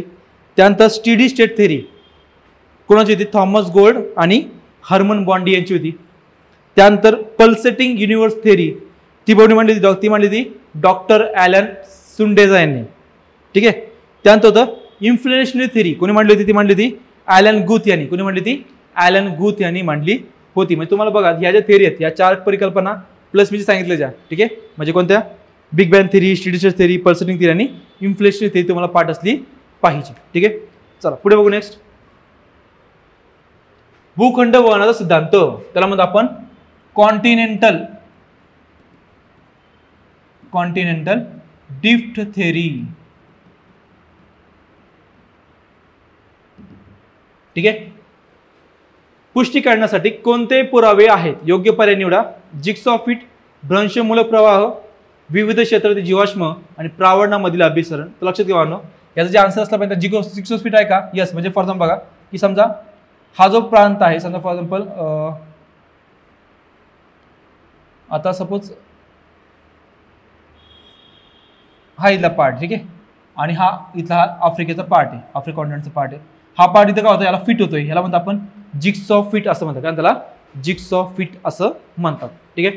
दुसरं असतं विविध क्षेत्रातील जीवाश्म. म्हणजे काय की फॉर एक्झाम्पल बघा जसं की एक जीवाश्म त्याचं नव्हतं लेमूर, काय नव्हतं त्याचं नव्हतं, लेमूर होतं. याचं जीवाश्म काय इथं सापडलं आणि इथं पण सापडलं, याचा काय होतं, हा बापूर्वी का असणार आहे, एकत्र जोडलेला असणार आहे, असं काय म्हणलं ते, तर या आपल्या विधानावरून कळतं. दुसरं काय होतं कारण म्हणजे ते होतं हवामानशास्त्रीय पुरावे. काय होतं, हवामानशास्त्रीय पुरावे. म्हणजे काय की समजा फॉर एक्झाम्पल तिथं काय सापडलं आपल्याला, टी लाईट सापडलं. काय सापडलंय, टी लाईट डिपॉझिट सापडलंय. टी लाईट कुठं सापडतं, जिथं काय असतं, जिथं बर्फाचा प्रदेश काय आता टी लाईट डिपॉझिशन सापडतं, हिम ठिकाणी सापडतं. बरोबर. आता लक्षात घ्या आफ्रिका खंड आहे, या भागामध्ये बर्फ सापडणं काय शक्य नाही या भागाच्या कंडिशनमध्ये. याचा अर्थ काय होतो, हा खंड का पूर्वी काय होता, पूर्वी या ध्रुवाच्या भागावर होता, तो काय वरतो फ्लोट होत आता वरती आला असं त्यांचं म्हणणं आहे. अजून काय होतं, जिग्सॉ फिट, एकाच काळातील पर्वत प्रणाली, जीवाश्म पुराणे, आपले जीवाश्म पुरावे, त्यानंतर हवामानशास्त्रीय पुरावे, त्यानंतर भूगर्भशास्त्रीय पुरावे. फॉर एक्झाम्पल बघा की समजा आफ्रिकेमध्ये सोनं सापडतं, बरोबर ना, पण हे जे सोन्याचे जे खाणी आहेत त्याचं जे त्या म्हणतो ना की त्याचा जो काय म्हणतात त्याला की त्याचं जे पार्ट असतो ज्याचे सोनं तयार होतं तो पार्ट कुठे येतो, तो साऊथ अमेरिकेमध्ये. कुठे, साऊथ अमेरिकेमध्ये, आम्ही दक्षिण अमेरिकेमध्ये दिला. याचा अर्थ काय की साठे जे आहेत कुठे आफ्रिके खंडात आहे, पण त्याचा जो काही पाठीमागचा जो बेसिक खडक असतो तो कुठे, तो दक्षिण अमेरिकेमध्ये दिलेला आहे. याला म्हणतो आपण काय म्हणतो, भूगर्भशास्त्रीय पुरावे म्हणतो. त्यानंतर होतं मौल्यवान खनिजाचे साठे. फॉर एक्झाम्पल सेम काय गोल्ड वगैरे. याचा काय होतं, अ आणि क असणार, याचं करेक्ट आन्सर असणार आहे. ठीक आहे. अ आणि क option 3 is the correct answer. आता मला सांगा कॉन्टिनेंटल ड्रिफ्ट थेरी कोणी मांडली होती रे, ती मांडली होती अल्फ्रेड वेगनार. कोणी मांडली होती, अल्फ्रेड वेगनार यांनी मांडली होती. बरोबर ना. काय थेरी बघा, ते असतं त्यांचं असं म्हणत होतं की पूर्वी का आता एक पूर्ण भाग होता, त्याचं नाव होतं पॅनजिया. काय होतं, पॅनजिया नाव होतं. काय होतं, पॅनजिया नाव होतं. पॅन म्हणजे काय पूर्ण, जिया म्हणजे काय भूखंड. ठीक आहे. आणि या पॅनजियाच्या भोवताली काय होतं, तर ते होतं त्याच्या भोवती होतं ते होतं पॅन्थालासा. काय होतं, पॅन्थालासा. हे काय होतं, समुद्र. काय होता, समुद्र होता. पुढे चालून काय आलं, ह्याचं काय आलं, हे तुटला किंवा फुटला, यामुळे 2 भाग बनले. ते म्हटलं पहिला झाला अंगारा लँड, दुसरं झालं त्याचं नाव होतं, तो झाला कोणता झाला, तो झाला गोंडवाना. कोण झाला, गोंडवाना झाला. ठीक आहे. आता या दोन्ही खंडाच्या मध्ये म्हणजे सरकार हे समजा फॉर एक्झाम्पल हा आहे अंगारा लँड आणि खाली आहे हा गोंडवाना. या दोघांमध्ये जो समुद्र त्याचं नाव होतं टेथिस समुद्र. काय नाव होतं, टेथिस समुद्र त्याचं काय होतं, नाव होतं. ठीक आहे.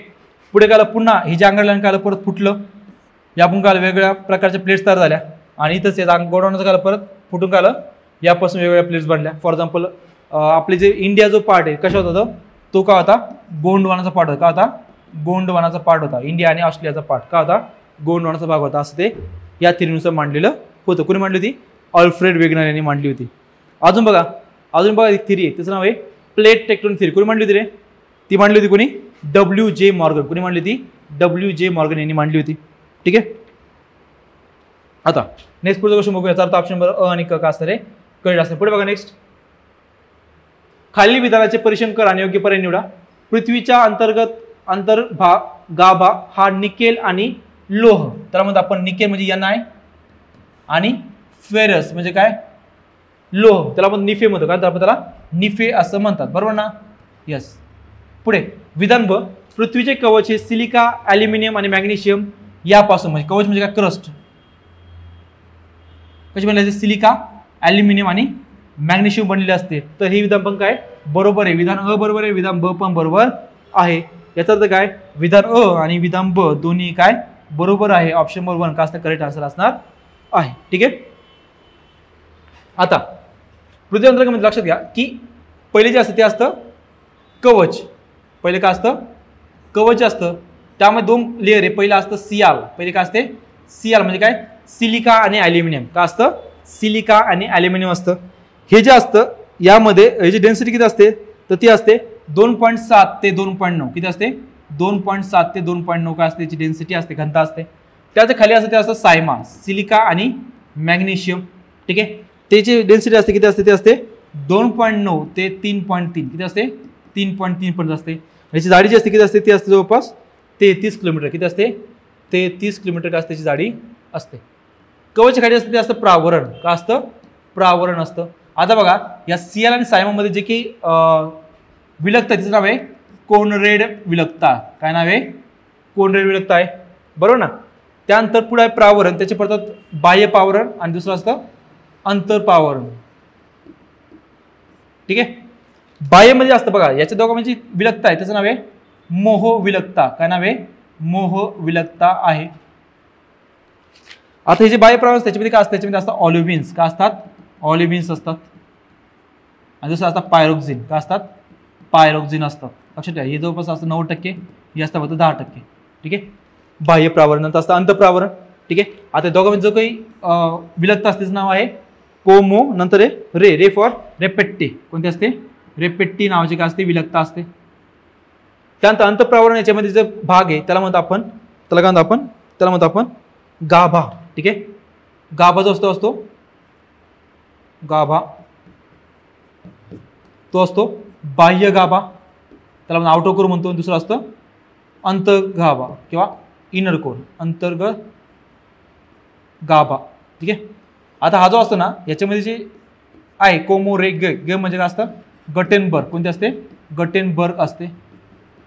ठीक आहे. त्यानंतर या दोघांमध्ये जे असते आता बघा हा जो बाह्य गाभा आहे हा कसा आहे रे, हा आहे लिक्विड, कसा आहे लिक्विड फॉर्म मध्ये आहे बिकॉज ऑफ हाय प्रेशर. ठीक आहे. त्यानंतर आता हे झालं लिक्विड. आता कोमोरेगल ल म्हणजे काय लेहमन, कोणते असते लेहमन असते.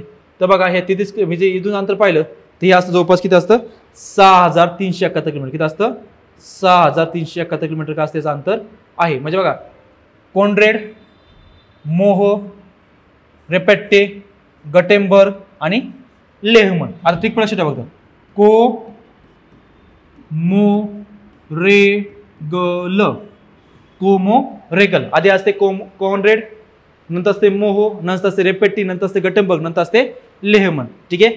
बघा 2 क्रस्ट मध्ये, नंतर क्रस्ट आणि प्रावरण मध्ये, बरोबर ना. नंतर प्रावरणच्या कोणत्या आउटर मध्ये आणि इनर मध्ये, त्यानंतर खाली कोणतं गटेनबर्ग, बरोबर ना. गटेनबर्ग मध्ये असते कोर मध्ये आणि प्रावरण मध्ये, बरोबर ना.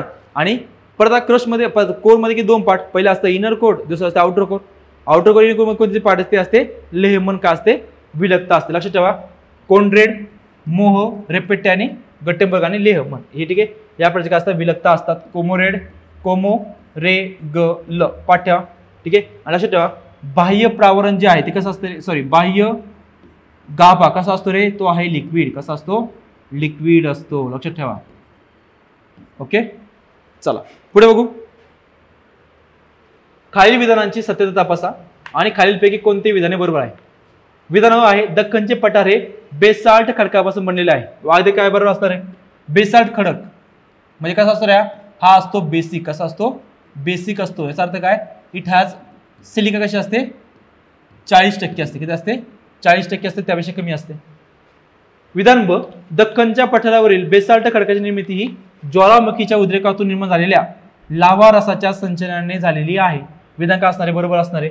याचा अर्थ विधान अ आणि ब दोन्ही पण का असणारे बरोबर असं. हा क्वेश्चन अतिशय सोपा होता. ठीक आहे. विधान अ आणि ब दोन्ही विधाने काय बरोबर आहे. सो ऑप्शन नंबर 1 याचं काय असणार करेक्ट आन्सर असणार आहे. पुढे बघा स्तंभ अ आणि स्तंभ ब दिलाय. बहिर्निर्मिती अग्निजन्य खडक, अंतर्निर्मिती अग्निजन्य खडक. समजा बघा की समजा एखादा खडक आला पृथ्वीच्या पोटाच्या आत, ठीक आहे. फॉर एक्झाम्पल हा खडक आहे, हा काय आला पृथ्वीच्या आत निर्माण झाला, त्याला म्हणतो आपण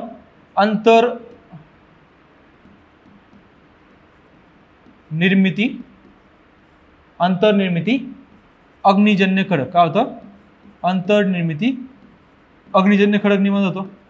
आणि जर तो वरती झाला तर त्याला म्हणतो आपण बाह्य किंवा बहिर्निर्मिती अग्निजन्य खडक असा अर्थ होतो. ठीक आहे. म्हणजे जर एखादा खडक आला पृथ्वीच्या आतमध्ये त्याला म्हणतो आपण अंतर्निर्मिती खडक, आणि जर एखादा खडक आला पृथ्वीच्या वरच्या भागाला म्हणजे पृष्ठभागावर त्याला म्हणतो आपण बहिर्निर्मिती खडक असं म्हणतो. तर तिसरं बघा जलजन्य खडक. जलजन्य म्हणजे काय त्याला म्हणतो आपण सेडिमेंटरी रॉक. त्याला काय म्हणतो आपण सेडिमेंटरी रॉक म्हणतो. आणि असतो मेटामॉर्फिक. कोणता असतो खालचा रूपमध्ये काय असतो मेटामॉर्फिक. मेटा म्हणजे मोठा आणि मॉर्फिक म्हणजे काय बदल. ठीक आहे. आता स्तंभ पहा डाईक, कुरुंदाचे खडक, ग्राफाईट आणि कोग्लोमेराइट. आता मला सांगा डाईकमध्ये सर्वांना डाईक कसं असतं रे या बघा कसं असतं या टाईपचं असतं, त्याला म्हणतो आपण डायकी. याला काय म्हणतो आपण डायकी असं म्हणतो. ठीक आहे. सील कसं असतं रे सील असतं आडवं. कसं असतं हे आहे सील आणि ते कसं डायक कसं असतं मोठं असतं. बरोबर. आता मला सांगा की डायकी किंवा सील कुठे बनतात रे तर जमिनीच्या गावात आतमध्ये बनतात. याचा अर्थ त्याला म्हणतो आपण अंतर्निर्मिती अग्निजन्य खडक. तर काय म्हणू शकतो आपण अंतर्निर्मिती अग्निजन्य खडक म्हणणार आहे. म्हणजे बच एक बघा बच एक कुठे रे दिसतं आन्सर येतं. आता पुढे बघा अच 4 बहिर्निर्मिती अग्निजन्य खडक कोणता असतो कोग्लोमेराइट. कोणता असतो कोग्लोमेराइट असतो. त्यानंतर जलजन्य खडक.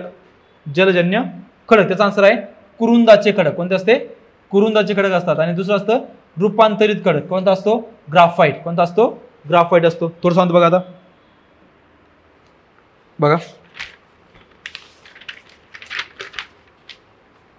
बघा आता आपण बघू पहिले अग्निज खडक. कोणते बघा आधी अग्निज खडक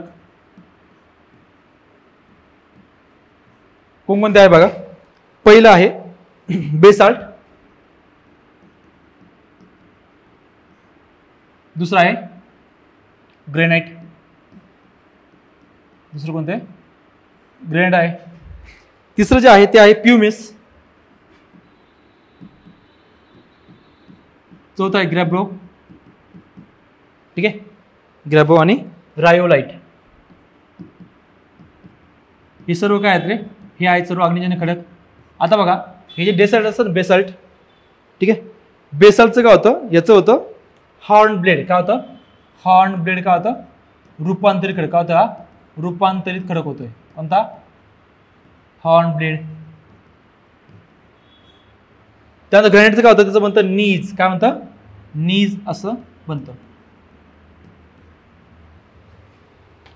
त्यानंतर पुढे जे असतं ऍक्च्युअली नीज आहे ते असं असं GNEISS. ठीक आहे.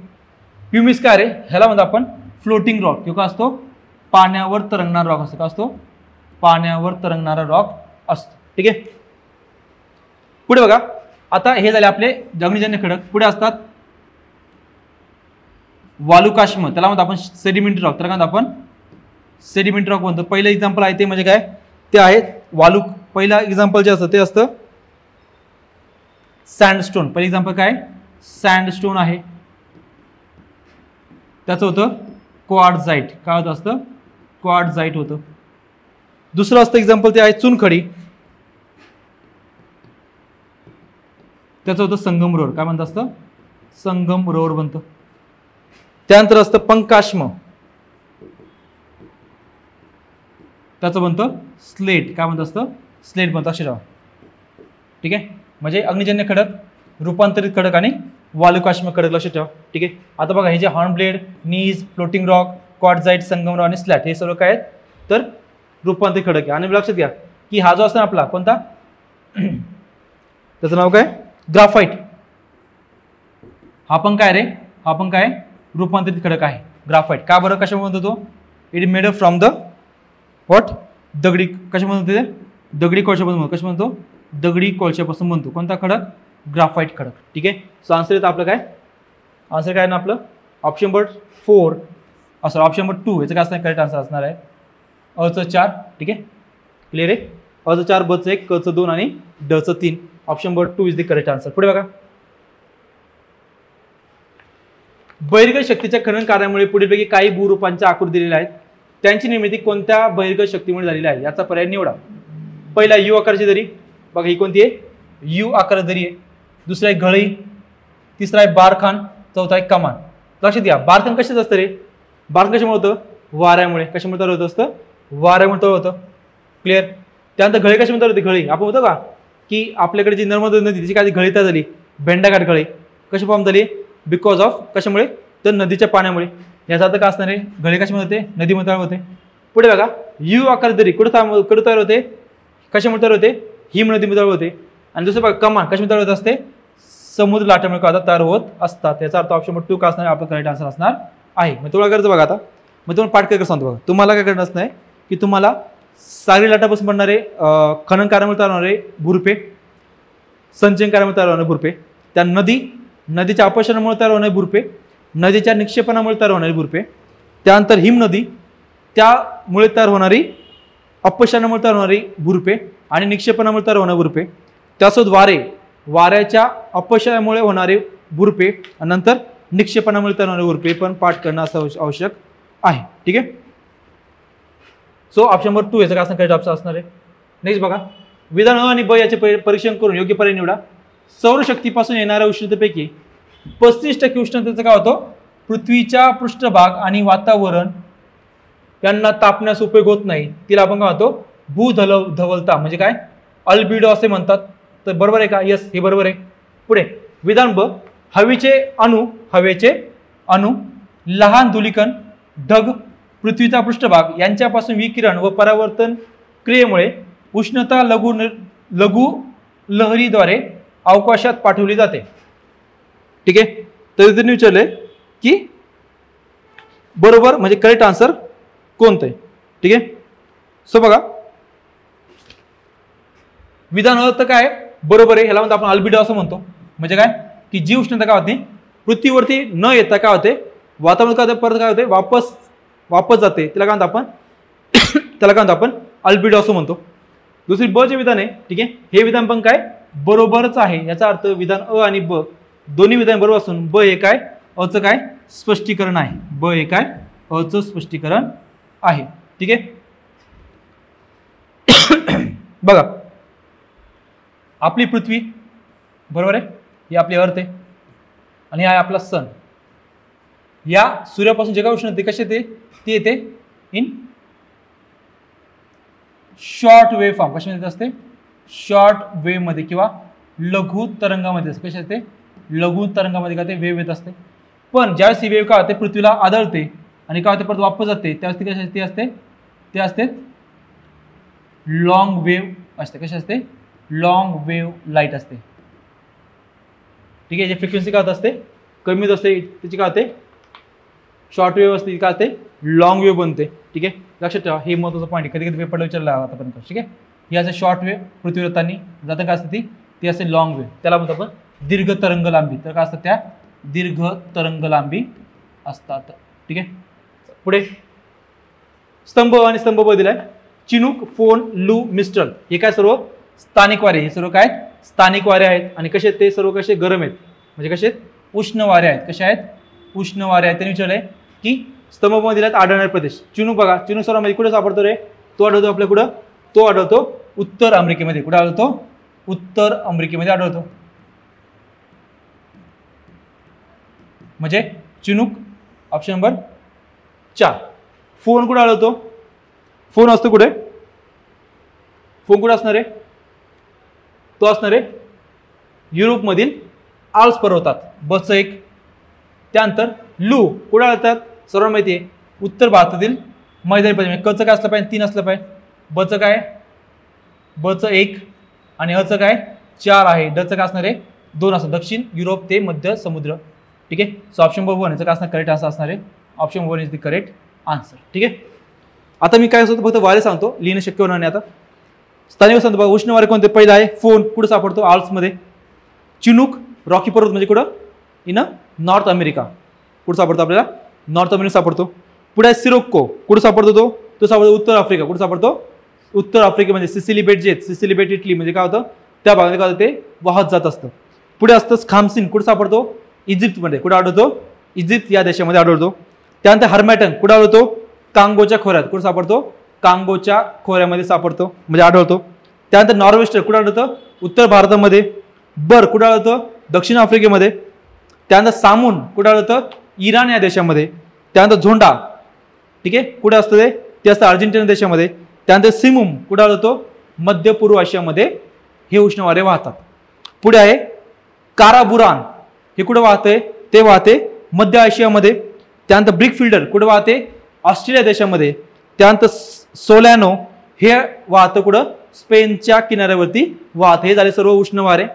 थंड वारे बघा, थंड वारे जे कोणतं आहे बोरा, बोरा काय थंड वारं आहे. कुठं वाहतं ते वाहतं ग्रीनलँड आणि आर्टिकमध्ये. त्यानंतर ट्रोमॅन्टन कुठं वाहते ऑस्ट्रेलिया देशामध्ये. त्यानंतर मिस्टल कुठे वाहते फ्रान्स देशामध्ये. त्यानंतर पूर्ग किंवा आपण बुरान म्हणतो ते वाहते मध्य सायबेरिया प्रांतामध्ये. त्यानंतर बुस्टर वाहते न्यूझीलंड देशामध्ये. त्यानंतर पंपास जे पंपायरोस किंवा पंपास ते कुठे वाहते ते वाहते अर्जेंटिना देशामध्ये. त्यानंतर ब्लिझार्ड कुठे वाहते कॅनडा देशामध्ये. त्यानंतर ग्रेगल वाहतं कुठे माल्टा या देशामध्ये. लक्षात ठेवा आपल्या इंडियामध्ये 2 वारे आहेत ठीक आहे लक्षात ठेवा. पहिलं आहे नॉर्वेस्टर, कधी वाहतं ते तर मान्सूनच्या आधी. कुठं वाहतं पश्चिम बंगाल भागामध्ये काय होतं ते वाहत जातं कुठं मान्सूनच्या आधी म्हणजे थोडक्यात मेच्या आसपास, मेच्या एंडिंगच्या आसपास ठीक आहे. आणि दुसरं असतं लू वारे, कोणतं असते लू वारे वाहते ठीक आहे लक्षात ठेवा. लू आणि नॉर्वेस्टर कुठे ते इंडियामध्ये वाहतात ठीक आहे. आन्सर आहे option number 1 is the correct answer. पुढे बघा स्तंभ अ आणि स्तंभ ब यांच्या जोड्या पर्वतीय मृदा, काळी मृदा, वाळवंटी मृदा आणि जांभी मृदा. स्तंभ दिले पिकं भरड धान्य, काजू, सफरचंद आणि कापूस. सिंपल क्वेश्चन आहे, डोकं लावायची अजिबात गरज नाही. पहिलं बघा पर्वतीय मृदा काय आहे पर्वतीय मृदा तर का असणार आहे का असणार त्याच्यामध्ये बघा 74 ठीक आहे. कश होतं 4 म्हणजे अचं 3 सफरचंद बरोबर ना. पुढे आहे काळी मृदा काय असतं रे कापूस, बचं 4 दिसतंय. त्यानंतर वाळवंटी मृदा तिथे काय भेटतं आपल्याला भरडधान्य भेटतात म्हणजे उत्पन्न निघतं. आणि जांभी मृदा काय सापडतं आपल्याला काजू. जांभी मृदा कुठे असते ती असते रत्नागिरी आणि दुसरं असते सिंधुदुर्गमध्ये. कुठे सापडते रत्नागिरी आणि सिंधुदुर्गमध्ये भेटते. आता वाळवंटी मृदा कुठे असणार आहे राजस्थान. काळी मृदा महाराष्ट्र, तापी, नर्मदा, गोदावरी खोऱ्यामध्ये. पर्वतीमध्ये कुठे असणार आहे ते असतं जम्मू काश्मीर, हिमाचल प्रदेश या ठिकाणी. याचा अर्थ अचं 3 बचं 4 कचं 1 आणि डचं 2 ऑप्शन 4 का असणार करेक्ट आन्सर असणार आहे. पुढे बघा जोड्या जुळवा. गोंडवाड श्रेणीचे खडक, धारवाड श्रेणीचे खडक, आर्कियन श्रेणीचे खडक आणि विंध्य श्रेणीचे खडक. जिल्ह्यात यवतमाळ, गडचिरोली, सावंतवाडी, वेंगुर्ला, भंडारा, गोंदिया आणि चंद्रपूर. लक्षात द्या विंचू पाठ्यावा काय पाठवायचं विंचू म्हणजे काय विंध्य चंद्रपूर. विंध्य चंद्र दिसतंय डचं 4 दिसतंय इथं ऑप्शन नंबर 3 आणि ऑप्शन नंबर 4 आहे म्हणजे 1 आणि 2 तर काढला. पुढे बघा आर्कियन खडक सापडतात ते सापडतं कुठं तर लक्षात द्या आर्कियन खडक सापडतात तर ते सापडतात या भागामध्ये. कुठे माहिती का इथं आणि या भागामध्ये सापडतात ठीक आहे. सो लक्षात घ्या आर्कियन खडक सापडतात कुठं तर गडचिरोली आणि सॉरी विंध्य. आर्कियन खडक कुठं सापडणार ते सापडणार कुठं तर सावंतवाडी, वेंगुर्ला ठीक आहे. सावंतवाडी, वेंगुर्ला, गडचिरोली भागामध्ये सापडणार आपल्याला आर्कियन खडक सापडतील. काय सापडतील आर्कियन म्हणजे कचं काय असलं पाहिजे 2 असलं पाहिजे. कचं 2 दिसतं इथं बरोबर ना. बचं काय असलं पाहिजे 3 बचं 3 म्हणजे भंडारा आणि गोंदिया. आणि दुसरं काय गोंडवानाचे कुठे सापडतात कुठे सापडतात ते यवतमाळ आणि गडचिरोली. लक्षात घ्या गोंडवाना काय सापडतं आपला कोळसा काय सापडत असतो कोळसा सापडतो. दारुणकर सापडतं आपल्याला दारुण काय सापडतं आपल्याला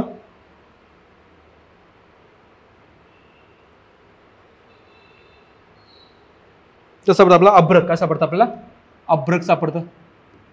भंडारा नंतर अजून कोणतं आहे भंडारा, सिंधुदुर्ग, नागपूर, चंद्रपूर, गोंदिया इथे काय सापडतं आपल्याला धारवाड श्रेणीचे काय होतात आपल्याला काय होतं आपण खडक सापडतात. त्यानंतर पुढे जे ते म्हणजे काय आर्कियन श्रेणी काय सापडतं आपल्याला त्या सापडतं आपल्याला लोह खनिज. काय सापडत असतं लोह खनिज सापडतं. आणि नंतर विंध्य जे आहेत, ठीक आहे, तर विंध्यचे खडक याच्याकडे सापडतं आपल्याला सेम याचं सापडतं आपल्याला, तर लाल दगड सापडतो. काय सापडतो? लाल दगड सापडतो. ठीक आहे. सो ऑप्शन नंबर याचं काय असलं पाहिजे? ऑप्शन नंबर 3 का असणार करेक्ट आन्सर असणार आहे. पुढे बघा नेक्स्ट, महाराष्ट्रातील पहिले उपग्रह दळणवळण केंद्र वर्धा, गंगापूर, आर्वी आणि खोपोली. महाराष्ट्रातील पूर्व विद्युतीकरण झालेला जिल्हा. महाराष्ट्रातील पहिले मातीचे धरण. सगळ्यात सोपा क्वेश्चन आहे. काय क च 2, पण हा क्वेश्चन काय आलाय? कॅश हँड झालाय. ठीक आहे, सांगतो का झालं. क च काय असलं पाहिजे? 2 असलं पाहिजे होतं. उत्तर आपण सर्वांनी काढलं होतं. अ च 1, ब च 3, ड च 4. म्हणजे काय? अ च 1, त्यानंतर काय?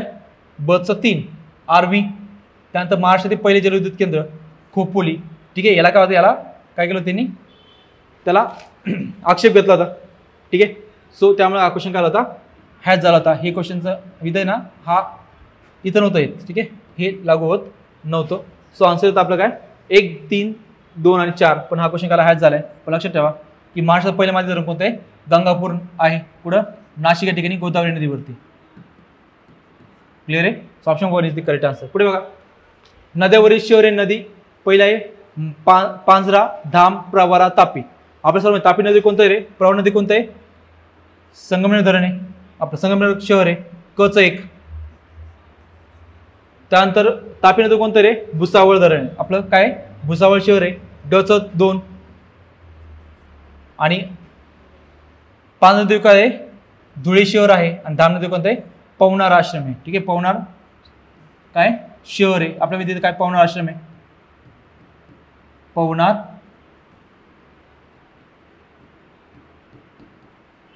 आश्रम कोणी स्थापन केला होता? आचार्य विनोबा भावे यांनी. भूदान चळवळी. ठीक आहे. सो आन्सर आपलं काय? अ च 3, ब च 4. अ च 3, ब च 4. ऑप्शन नंबर 1 का असणार करेक्ट आन्सर असणार? Option number 1 is the correct answer. पुढे बघा नेक्स्ट, खाली 2 विधाने दिली आहेत.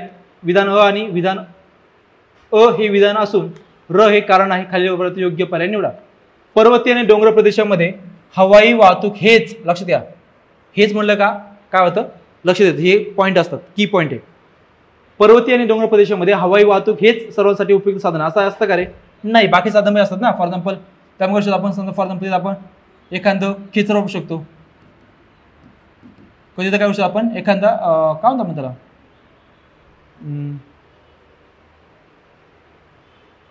त्याला काय म्हणतात? लिफ्ट चालवत असेल ते खेचर असेल किंवा मग तिथं आपण काय शकतो?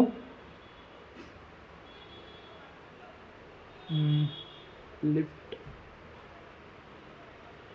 ठीक आहे, त्याला एक अजून ते बघा त्यात काय होतंय. ओके, जाऊ द्या. ठीक आहे, सोडून. पर्वतीय आणि डोंगर प्रदेशामध्ये हवाई वाहतूक हे सर्वांसाठी उपयुक्त साधन आहे असं आहे का? नाही, बाकीचे साधन पण आपण वापरू शकतो. ठीक आहे. पुढं, पर्वतीय प्रदेशामध्ये रस्ते आणि रेल्वे मार्ग तयार करणे का असतात? अतिशय कठीण आणि खर्चिक असतं. हे विधान काय असणार? बरोबर असणार आहे. म्हणजे विधान अ तर चूक आहे, ब विधान काय, र विधान काय बरोबर आहे. याच्यात बघायचं की अ आणि र दोन्ही सत्य असं आहे का? नाही. अ आणि र दोन्ही सत्य असून हे बरोबर आहे का? नाही. अ सत्य असून असं आहे का? नाही. अ कसं आहे? असत्य आहे. अ काय? असत्य आहे. आणि र विधान काय? सत्य आहे. कारण बघा की फक्त हवाई वाहतूक नाही तर बाकीचे पण विधान आपण काय करू शकतो?